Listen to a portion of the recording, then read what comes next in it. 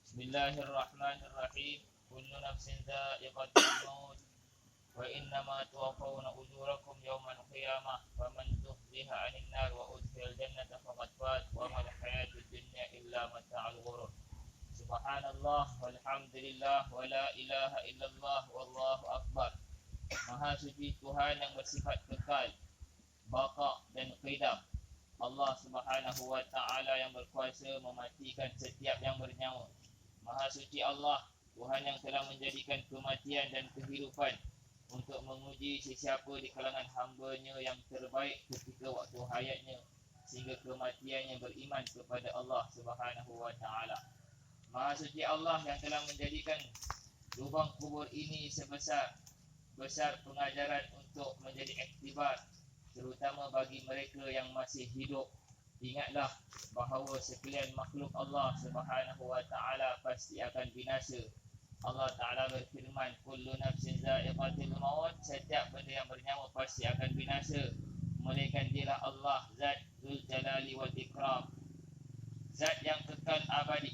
Kita semua akan kembali menghadap Allah Subhanahu wa taala seperti mana kembalinya ayah kita ataupun nabi kita Latifah ketika saat ini.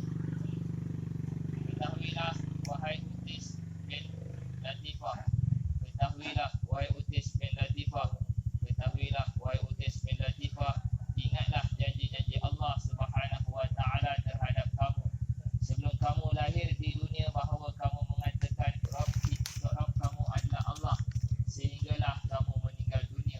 Saat ini kamu termasuk ke dalam negeri akhirat. Ingatlah janji-janji kamu. Kamu mengaku bahawa tiada Tuhan yang disembah melainkan Allah, dan kamu mengaku bahawa Nabi Muhammad sallallahu alaihi wasallam adalah pesuruhnya. Di atas maksud itu kamu telah beribadat di atas muka bumi Allah sehinggalah kamu meninggal dunia. Ingatlah wahai Utis bin Latifah, apabila kamu didatangi oleh dua malaikat, iaitu Munkar dan Nakir, janganlah kamu bimbang dan takut. Ketahuilah wahai Utis bin Latifah, mereka datang hanya semata-mata atas perintah Allah untuk bertanyakan beberapa soalan terhadap kamu.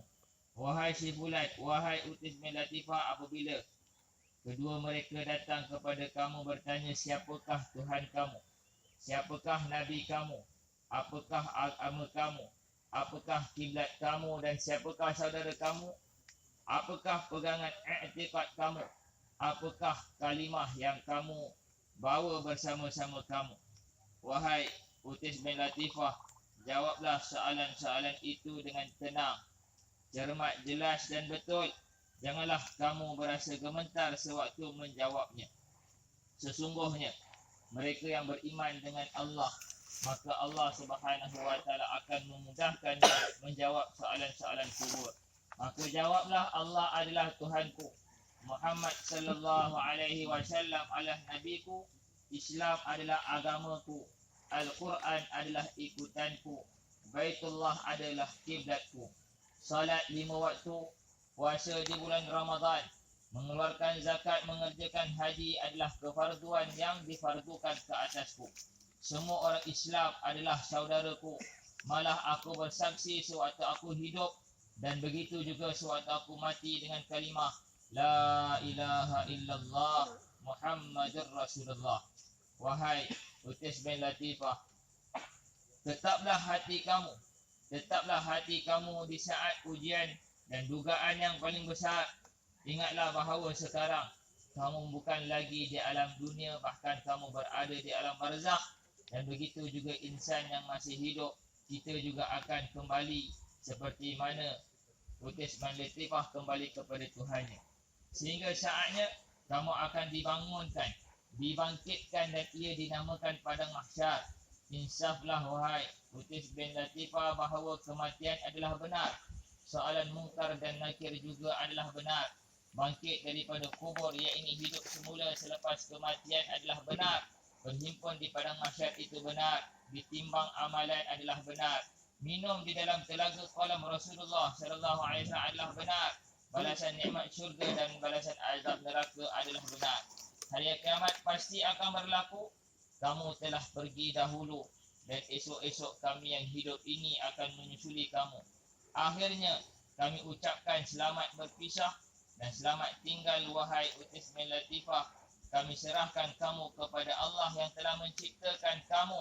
Inna lillahi wa inna ilaihi raji'un. Sesungguhnya kepada dialah kami akan kembali, dan kepada dialah kami datang, dan kepada dialah kami akan kembali. Semoga Allah Ta'ala memberikan keampunan, merahmati dan meridai kamu serta menerima segala amalan kebajikan sewaktu hayat kamu. Ya Allah, Ya Rahman, Ya Rahim, kami memohon denganmu, dengan kemuliaan dan sifat keagungan kamu, daripada penghulu kami Nabi Muhammad sallallahu alaihi wasallam, agar mayat ini iaitu Utis bin Latifah dirahmati Allah. Ya Allah, Kau rahmatinya, Ya Allah, Kau rahmatinya, Ya Allah. Kau berikanlah kuburnya, jadikanlah taman-taman syurga. Jangan jadikan kuburnya satu lembah daripada lembah-lembah neraka. Dan Ya Allah, Kau selamatkanlah daripada azab-Mu, Ya Allah. Ya Allah, kami yang tinggal sebagai anak dan cucu cicitnya, Ya Allah, jadikanlah kami anak-anak yang saleh, jadikan cucu-cucu yang saleh, agar kami berikan bekalan-bekalan yang baik untuk mereka yang telah mati, khasnya kepada Utis bin Latifah.